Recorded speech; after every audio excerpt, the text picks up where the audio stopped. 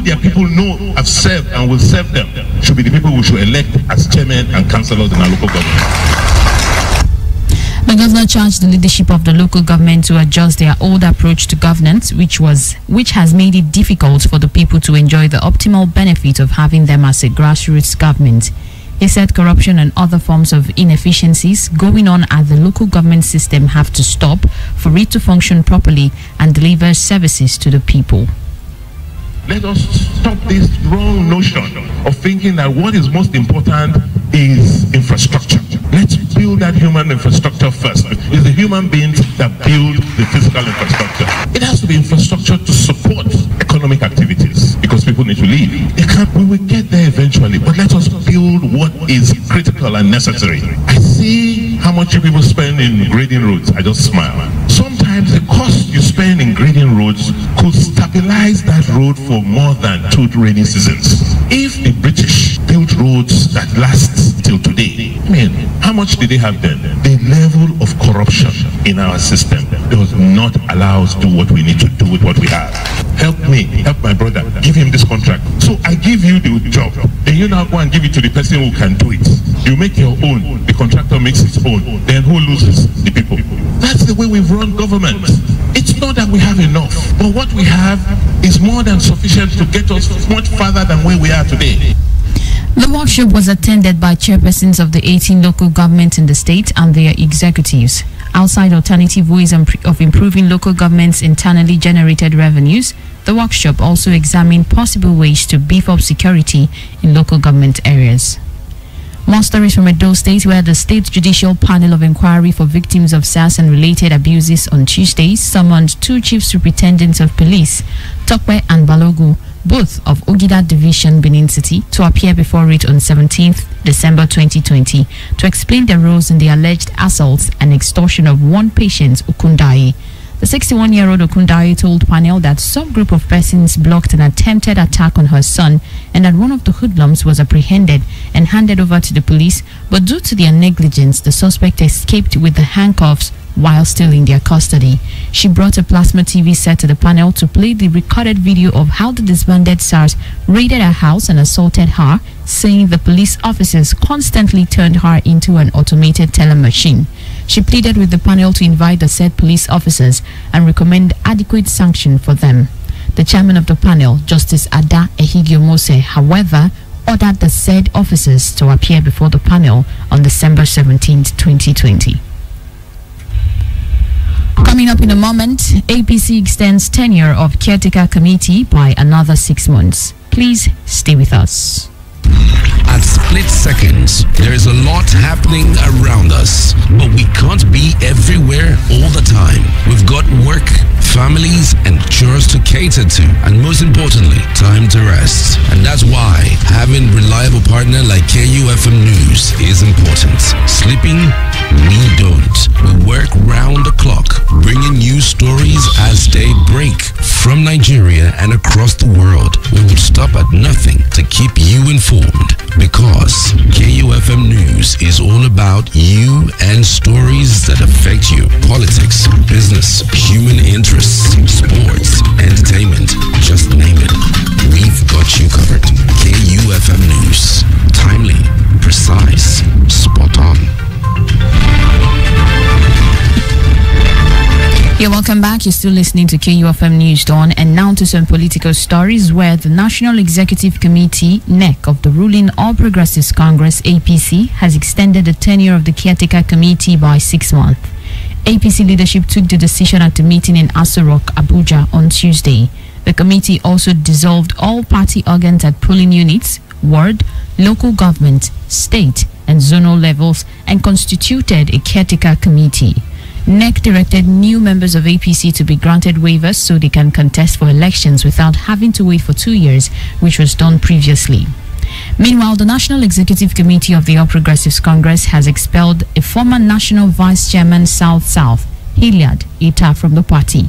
Kaduna State Governor Nasir El-Rufai told State House correspondents at the end of the meeting that the party approved the expulsion of Ita for his failure to withdraw a court case instituted against the caretaker committee. Earlier, during his opening remarks at the NEC meeting, President Muhammadu Buhari asked the leaders of APC to respect party decisions. ETA had dragged the APC to court for dissolving the National Working Committee of the party in its last NEC meeting about 6 months after such decision was taken. The action was contrary to appeal at the NEC meeting that all court litigations by all members of the party be withdrawn, while the new caretaker committee headed by Yobe State Governor worked to resolve pending issues. Coming up in a moment on our Extra Voices, the growing number of gas plants and petrol stations has become a talking point due to the danger it poses on residents. Details in a moment after this short break.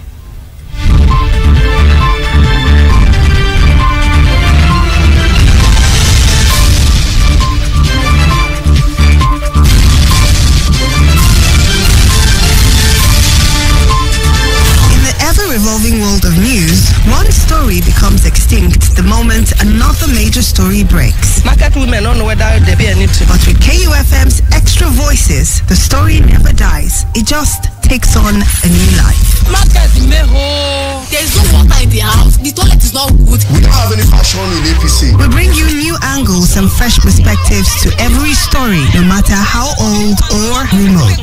There are a lot of educated people that are involved in politics nowadays. We go a little beyond the surface to get you those extra details ignored in the rush for the news. Now bridge, now we take the entire now. Some don't die for inside. We go beyond the lines to bring extra voices, not just for those making the stories. Thank you, Mr. Speaker. But for those affected by the stories. I've lost 1 bag of rice, documents. So it's a real disaster. With Extra Voices, we add new flavor to give fresh perspective and taste to an old story. Extra Voices airs every Wednesday and weekends on KUFM's major news bulletins. The sighting of liquefied petroleum gas (LPG) stations in residential areas are becoming a source of worry to many Benin residents. The people living close to these gas stations have expressed fears about the possible explosion and the resultant loss of lives. In 2018, a gas explosion in Ubo in GRA claimed 2 lives, including that of the manager of the gas station. KUFM Extra Voices report that most of these residents were of the view that the sighting of the gas station close to their houses posed danger to their health.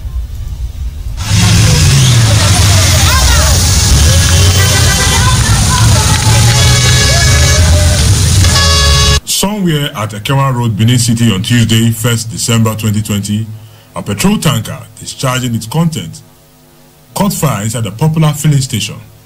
It took the intervention of workers and youth within the area to put up the fire, but that was not before it caused a little harm. Manager of the affected filling station, Theophilus Ehiosun, who was visibly disturbed, said the fire ignited when the petrol tanker discharged its content in one of the storage tanks.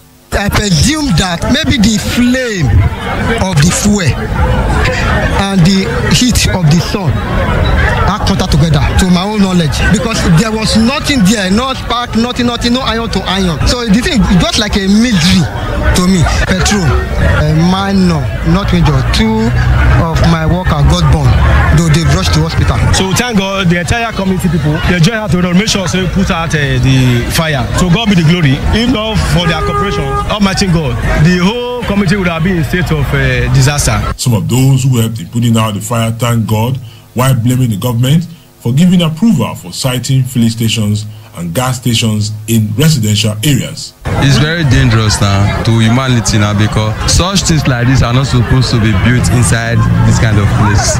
It's not good. This experience easily reminds one of a similar gas plant explosion at Ubo village area of Benin City in February 2018, which claimed 3 lives, leaving several others with severe burns injuries. Lately, it has become common to come across cooking gas plants and fuel stations springing up within residential areas, sometimes in densely populated areas in Benin City.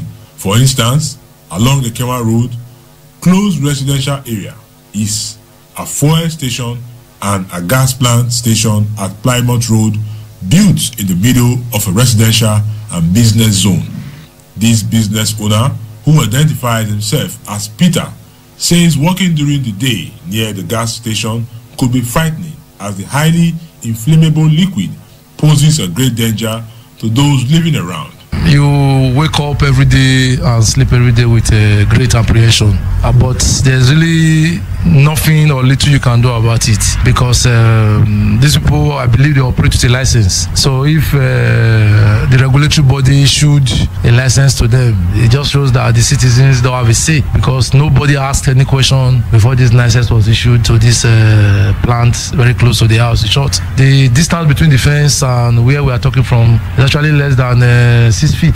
So you can imagine how close we are to the hazard. Meanwhile, the youth were angry with men of the Federal Fire Service who came to the scene of the fire incident after they had put out the fire. We start calling the fire extinguisher, they did not come. But at the end of the day, after we finished, we managed to off the thing. But we thank God that God had made sure everything was okay. After the thing was, we tried to off the thing. Before we now saw they were coming. That is the reason I'm angry. That we don't have any. We called them for more than 30 minutes. There was nothing that was being done. Now they are here. Now they are building everything around. What are they doing here? I've already off everything. But what are the regulatory requirements for siting gas or fuel stations in cities? Extra Voices spoke with Benin Operation Controller of the Department of Petroleum Resources, DPR, Engineer A.B. Ogewon. The DPR is the federal government agency responsible for the approval of gas and petrol stations before construction. Engineer Ogewon told Extra Voices that approval mechanism is a chain process which begins with Site Suitability Assessment (SSA). If anybody wants to set up an LPG plant of between 0.1 to 10 metric tons capacity, it is expected that from that LPG tank that they want to set up to the boundary of the nearest residential building, they must maintain a distance of minimum of 30 meters to create a safety buffer. He also spoke on the location of liquefied petroleum gas stations in residential areas in city centers. The federal government has a policy of deepening gas penetration all over the country. After we must have licensed an LPG plant in a place and has started operating, we have constraints to be going about monitoring development as they are coming in to these areas and coming closer to the LPG plants where they are located. We do not have control over that, of course. That is where we will need the support of the respective state Ministry of Urban Development. So it is with that we need to actually sit down and educate, probably where they are not aware of some of the provisions of our safety rules in our guidelines. With the rapid pace of urbanization, which sees new structures constantly springing up everywhere, every time, regulatory agencies apparently needs to be many steps ahead in the planning process and ensure strict adherence to city layout plans. Otherwise, a gas plant today could be a populated neighborhood tomorrow. The Department of Petroleum Resources, DPR, has a mandate from the federal government to ensure that stakeholders comply with safety guidelines and ensure that only licensed LPG operators are allowed to operate. For KUFM's Extra Voices, Lemedum Asagwaram.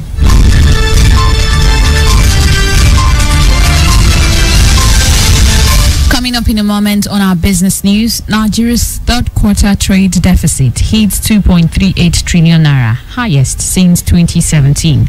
Charles Operum has more on our business news.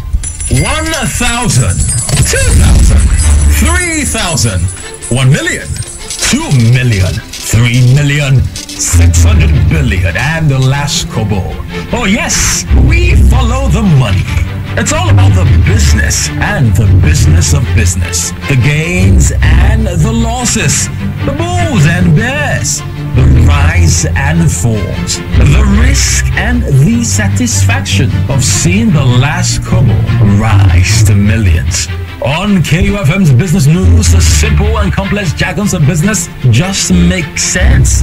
Get the trending news on the morning market, forecast, investment opportunities, policy changes, and other breakout information on the ever-busy world of business. KU Business News, Monday to Friday on our news dawn, 6:30 to 7 a.m.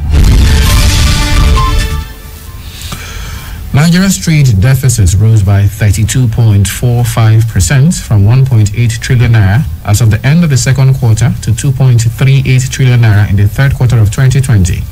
The National Bureau of Statistics disclosed this in its Quarter 3 Foreign Trade Statistics Report. It also said the total trade in the period under review stood at 8.37 trillion naira. According to the report, the value of imports in Quarter 3 represented the highest level for any quarter since 2017. It said the export component accounted for 2.99 trillion naira of the total trade in Quarter 3 2020, indicating an increase of 34.85% compared to the value recorded in Quarter 2 2020, but a decrease of 43.41% compared to Quarter 3 2019.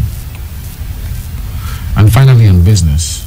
The Securities and Exchange Commission (SEC) has said it is exploring various avenues to deepen the equities market by having more companies listed in the market and to increase the number of products in the market. The Commission said the initiative would raise the market capitalization of the Nigerian Stock Exchange and contribute to the development of the nation's national economy. The Director General (SEC), Lamido Yuguda, disclosed this at the 2020 annual workshop of the Capital Market Correspondents Association of Nigeria (CAMCAN) in Lagos. Yuguda, who was represented by Stephen Falomo, Director, Lagos Zonal Office (SEC), said the Commission took some strategic initiatives to boost market activities and crystallize the growth of the Nigerian capital market on the heels of the COVID-19 pandemic. He noted that this was done to cushion the negative impact of the global pandemic in the capital market, while adding that its committee in the drive against the pandemic has continued to provide support and equipment towards combating the pandemic and its effects. According to him, SEC has continued to leverage on its business continuity plan and those of its operators to ensure that capital market activities were carried out at the peak of the pandemic with little or no disruption. Yuguda assured stakeholders that the Commission will be making more deliberate efforts towards attracting retail investors back into the market. And that's it on business. Over now to sports, where Manchester United were knocked out of the Champions League by RB Leipzig. More to come in our sports bulletin this morning.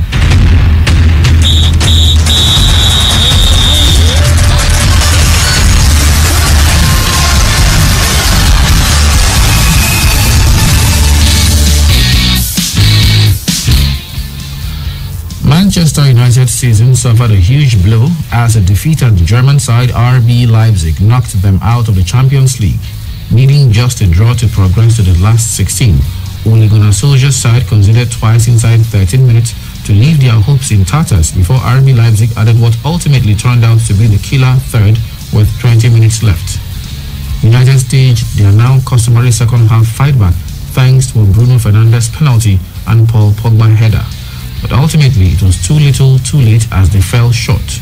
United were better in the second half and struck the crossbar through a Fernandes free kick, but shortly after, substitute Justin Kluivert chipped in following some shoddy defensive play from Maguire and De Gea.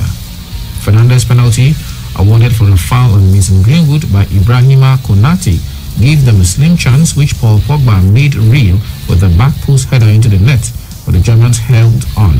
RB Leipzig advanced to the Champions League last 16, having reached the last four in 2019-2020. And finally, in sports, Cristiano Ronaldo scored 2 penalties to take his Champions League goal tally to 134 as Juventus beat Barcelona to seal top spot in Group G. Ronaldo sent Marc-Andre ter Stegen the wrong way after being fouled by Uruguay defender Ronald Araujo. Juve doubled their lead through Weston McKennie's bicycle kick before Ronaldo added his second from the spot after Clement Lenglet handled.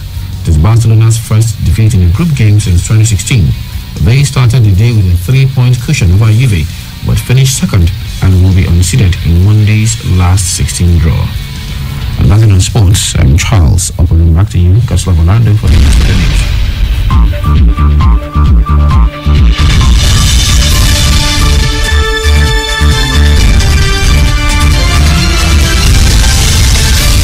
Thank you so much, Charles, and that's the news. But before we go, let's take a quick recap of the headline. Governor Obaseki says godfathers will not decide who emerges local government leaders. APC extends tenure of caretaker committee by 6 months. And on today's Extra Voices, residents lament over rising number of petrol and gas plants within residential areas. Please do remember that the continued unity of Nigeria is a collective responsibility. Be sure to play your part. Do not forget you can listen to us anywhere in the world, either by visiting our website at www.kufm.net, or you can download our KU mobile app from the Google Play Store. Remember, we're also live on YouTube at KUFM Nigeria, and you can now listen to us anywhere on radiogarden.com. KUFM's News Dawn was produced by Lebedum Asagwaram. I am God's Love. Orlando.